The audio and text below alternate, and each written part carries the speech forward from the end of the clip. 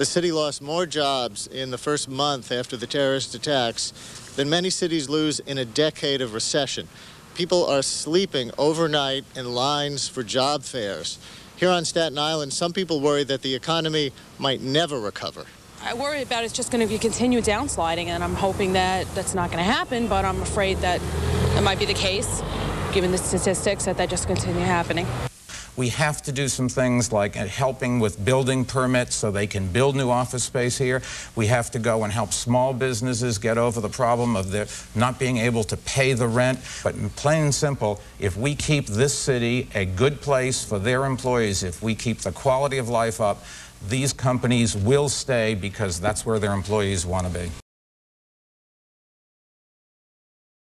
Mr. Bloomberg, blacks and Hispanic New Yorkers have among the highest unemployment rates in the city.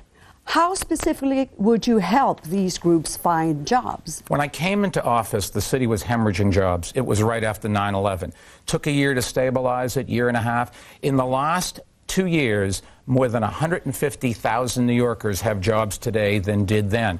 But we've got to open up the unions, and I've got a historic agreement with the unions to make sure that they take people from the entire community. I went to the carpenters' apprentice program a couple weeks ago. 40% of the people had to be people of color. We have minority and women-owned business programs to make sure that small businesses, no matter who owns them, have a chance to get at city business. Small businesses employ half the people in this city.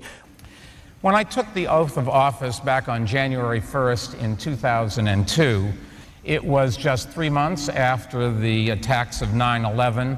There was great uncertainty about the future, great concern that as bad as things were, the worst was yet to come. I'm happy to report that instead today unemployment has hit a record annual low, 4.9%. We've produced a record annual budget surplus of roughly $5 billion.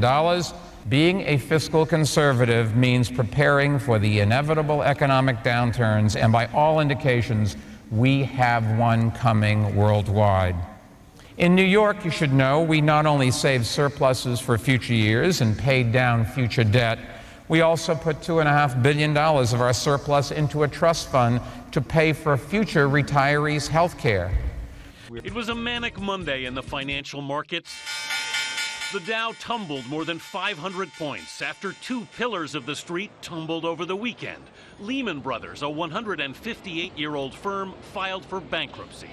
That New York City's economy is doing better than the rest of the country. Our unemployment rate is now lower than the country's as a whole. Life expectancy is now higher in New York City than the country as a whole. We created 10% of all the private sector jobs in this country in the last 10 months.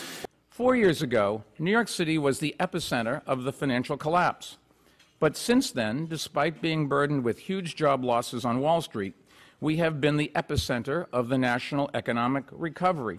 As David pointed out, since the beginning of the national recession, the U.S. has gained back just over 40% of the jobs we lost. So our country is still down 60%. In New York City, we've gained back more than 200% of the jobs we lost. So for every job we've lost, we have added 2 more. To put that in perspective, if the rest of the country had weathered the recession as strongly as New York City, there would be 12 million more jobs today. And that would be awfully good news for the roughly 12.5 million Americans who are unemployed right now. The next mayor of New York will inherit a city that in many ways has been transformed during Michael Bloomberg's 12-year tenure. By several measures, New York City is thriving. Its economy is growing. Crime is at historic lows, and the city's 8 million residents are healthier and living longer than a decade ago. Now, Justin, the remarkable recovery of the World Trade Center area and its surroundings, was that inevitable, or did Mayor Bloomberg's leadership make a significant contribution? I don't think it was inevitable at all. And one reason it wasn't was because there were serious doubts about New York's viability as a whole. I mean, people thought that workers wouldn't want to be in skyscrapers, people wouldn't want to live in high-rises, people who could were also leaving the city. I mean, I think you have to remember how precarious and how full of fear living in the city right after 9/11 was, and that's not the case anymore. So what about the claim that the mayor has transform the city for the 1%er, for the elite, because so many people can't even afford to live here anymore? It's a byproduct of success. A desirable city is a more expensive city, and a more expensive city makes it harder to live here. But I think that you also, in all fairness, need to look at the range of things that have happened. You know, when he builds an ice rink in Flushing Meadows, Corona Park, that's not for tourists, it's not for the 1%, it's for residents of Corona and the surrounding areas.